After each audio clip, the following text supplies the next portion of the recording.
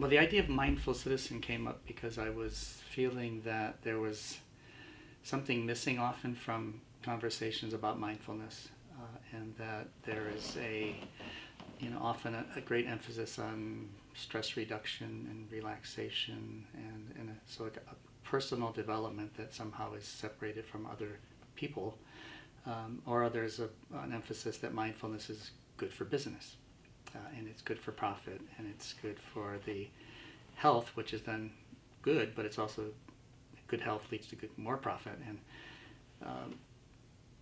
I felt there was something about the way that I was experiencing bringing mindfulness into education that was not being somehow addressed. What I was noticing was that many of my students would very quickly get the idea that being mindful made them more aware of who they were themselves, brought them inside themselves. But what they were surprised about was they felt it was almost counterintuitive or paradoxical that they then became much more aware of others. And they could never look at others in the same way when they felt that they were not really awake and aware, but that suddenly they had that sense of, there's that Zulu word salvana, that sense that they, not only were they a we, but that they were seeing others in a way in which it was as if their eyes were opened and they were being aware that to see another was a way of respecting the other. So they were much more aware of that connection, and then it brought up a lot of feelings for me and for them that that's what mindfulness was all about.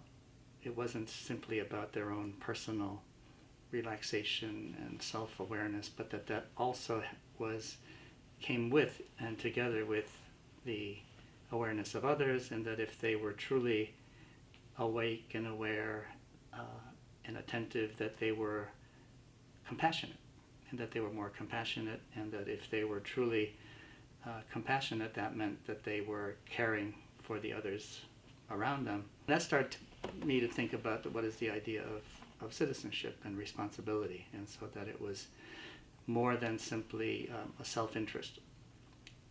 And there's something that, I don't know if you've been to the Stanford graduation, but there's a moment in which the president says, "Now I give you the rights, responsibilities, and privileges of Stanford University." And the students kind of glide over the rights and the responsibilities, and then they shout out with the president, "Privilege!"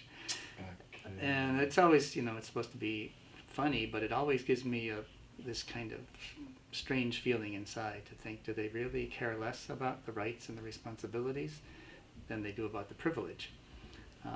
And to me, that's part of what I'm hoping that they will feel much more, is the idea that they have responsibilities. Erich Fromm writes about it in The Art of Loving.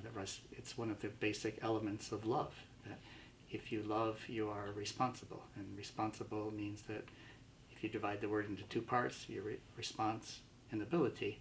So if you have the ability, if you have the capacity to respond, then that's your responsibility. And you have a responsibility to others, to life itself. And so that's part of what I'm trying to bring into the idea of the mindful citizen, is that being mindful is not just about yourself and self-interest, but that if you are truly mindful, it expands your heart, and that means that you can't possibly feel empathy and compassion for others without acting. And so acting is part of that idea of being responsible, and that's part of what it means to be a citizen, right? To feel not just that you have certain rights, but you also have certain responsibilities.